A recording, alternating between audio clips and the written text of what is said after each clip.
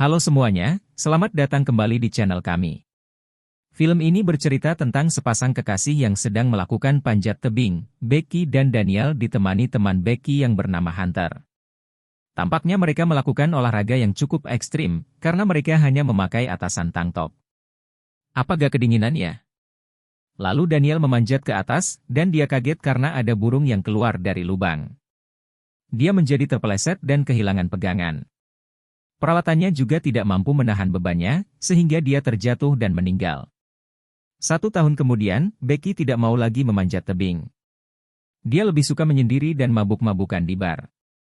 Dia tidak dapat menerima kenyataan kalau suaminya telah meninggal, dan menelepon handphonenya. Ayahnya pun khawatir kepadanya dan menjemput dia pulang, tetapi dia tidak mau ikut bersama ayahnya, dan memilih untuk berjalan pulang ke rumahnya. Di rumah dia berpikir untuk membunuh dirinya dengan overdosis obat-obatan, tetapi Hunter meneleponnya. Mereka bertemu dan Hunter mengajak Becky untuk menaiki menara telepon tua yang sangat tinggi, dan di sana dia dapat menaburkan abu suaminya sehingga dia bisa move on. Dia pun setuju dengan rencana Hunter. Mereka pun melakukan persiapan dan pergi ke menara itu. Hunter menjadi sangat antusias dan merekam perjalanannya dengan handphone, hingga akhirnya mereka hampir tertabrak truk di jalan. Setibanya di lokasi, mereka melihat burung bangkai yang sedang memangsa seekor hewan. Mereka mengusir burung itu pergi, dan merekamnya untuk video. Becky menjadi sedih, karena dia menjadi teringat akan suaminya. Hunter melihatnya dan berusaha menghibur dirinya. Kemudian mereka pun segera menaiki menara itu. Kondisi menara itu sangat rapuh dan tangganya juga karatan, tetapi mereka tetap memberanikan diri dan melanjutkan perjalanan ke atas. Hunter memimpin di atas, sementara Becky masih merasa ketakutan. Hunter selalu menyemangati Becky untuk tetap berani dan fokus kepada tujuan. Dia juga bahkan bercanda dengan menggoyang-goyangkan tangganya, hingga ada satu baut yang lepas. Kemudian Hunter akhirnya sampai di atas, dan membantu Becky dengan menarik dirinya. Saat itu pula ada satu baut lagi yang lepas, dan mereka tidak menyadarinya.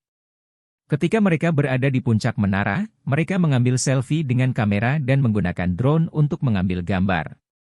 Hunter berpose dengan bergelantungan di menara itu dan meminta Becky untuk mengambil gambar. Setelah itu Hunter membujuk Becky untuk berpose hal yang sama. Becky mencoba untuk bergantungan, tetapi dia tidak kuat, dan akhirnya Hunter mengangkat dia kembali. Setelah itu Becky mulai untuk berdoa dan kemudian menaburkan abu suaminya. Ketika mereka telah puas berada di atas, mereka mulai turun ke bawah. Becky yang mulai turun duluan, tetapi ketika Becky menginjak tangga tersebut, tangga itu menjadi rusak dan hancur ke bawah. Untungnya Becky masih tertahan dengan tali, dan Hunter berhasil menarik Becky kembali. Mereka pun tertawa karena selamat dari bahaya, tetapi mereka baru sadar kalau tidak ada jalan lain untuk kembali ke tanah. Becky mencoba menghubungi polisi, tetapi sinyal handphonenya terganggu. Ketika melihat ke sekeliling, mereka hanya menemukan teropong dan kembang api. Tas mereka yang berisi makanan dan minuman juga terjatuh ke piringan parabola. Becky juga baru sadar kalau kakinya terluka. Perjalanan yang seru dan menegangkan ini berubah menjadi membahayakan. Tetapi Hunter tetap optimis, dan berpikir kalau pasti ada yang mendengar mereka. Hunter kembali meminta Becky untuk merekam dirinya, dan ketika saat itu, Hunter menyinggung nama suami Becky kalau hidup ini hanya sementara. Mendengar nama Daniel disebut, Becky menjadi sedikit tersinggung. Mereka kemudian menggunakan teropong dan melihat ada mobil yang sedang parkir di dekat situ. Hunter lalu mendapat ide. Dia akan memasang foto mereka di Instagram, kemudian mengirim handphonenya ke bawah, dengan harapan handphonenya akan mendapat sinyal dan bantuan akan datang. Untuk itu mereka harus membungkus handphone itu dengan ganjalan supaya tidak rusak terkena benturan. Mereka menggunakan kaos kaki mereka, tetapi Hunter berpikir kalau masih tidak cukup. Dia melepas baju dalamnya kemudian membungkus handphone itu kembali. Sayangnya handphone tersebut rusak ketika jatuh ke tanah. Kemudian mereka mencoba untuk menarik perhatian orang yang sedang parkir di sana. Mereka menunggu hingga malam hari untuk menembakkan kembang api, dan akhirnya orang-orang itu dapat melihat Becky dan Hunter. Pria tersebut mencari mobil di sana, dan alih-alih memberikan pertolongan, mereka malah membawa lari mobil Hunter. Wah, ini dia, memanfaatkan kesempatan dalam kesempitannya. Karena tidak ada yang bisa dilakukan, Becky mengecek hasil video Hunter. Dia melihat video yang lama, dan menyadari ada tato 143 di kaki Hunter.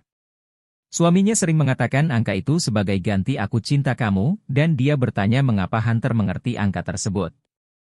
Rupanya Daniel berselingkuh dengan Hunter sebelum mereka menikah.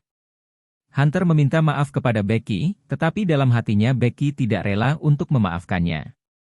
Keesokan harinya, mereka semakin haus dan lapar. Akhirnya Hunter memutuskan untuk mengambil tas mereka yang tersangkut di piringan. Dia menggunakan tali untuk turun ke bawah dan kembali dengan tas tersebut. Ketika dia turun, rupanya tali itu tidak cukup panjang. Jadi dia memutuskan untuk melepas talinya dan bergantungan. Tetapi hal itu juga tidak cukup. Akhirnya dia berayun kemudian melompat dan mendarat di piringan tersebut. Hunter berhasil mendarat dengan selamat, dan dia beristirahat sebentar. Kemudian dia mengaitkan tas itu dengan tongkat selfie, dan melompat ke sana.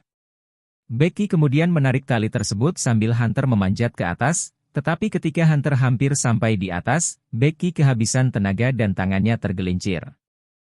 Becky mengira Hunter telah jatuh ke bawah, tetapi untungnya dia masih selamat. Tangan Hunter terluka, jadi Becky harus menggunakan seluruh tenaganya untuk menarik Hunter sendirian. Hunter berhasil naik ke atas, dan mereka langsung menuliskan pesan serta menggunakan drone untuk memanggil bantuan. Tetapi baterai drone itu habis.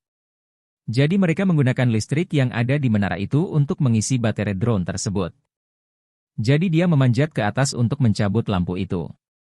Dia menggunakan cincin sebagai penghubung listrik, dan menancapkan adapter, serta memeganginya. Tetapi ketika di atas sana, burung bangkai mencium darah dari kaki Becky yang terluka dan menyerang dirinya. Dia berhasil bertahan dan akhirnya turun kembali ke bawah. Sambil menunggu baterai drone tersebut penuh, mereka berbagi penyesalan. Becky menyesal mengapa dia tidak mendengarkan nasihat ayahnya, sementara Hunter menyesal telah berselingkuh dengan Daniel. Ketika baterai drone telah cukup terisi, mereka menggunakan drone ke pemukiman sekitar. Apesnya, sebuah truk melindas drone tersebut, sehingga harapan mereka untuk ditolong kembali kandas. Dia menjadi semakin sedih, dan bertanya kepada Hunter apakah mereka sebaiknya mencoba trik handphone kembali.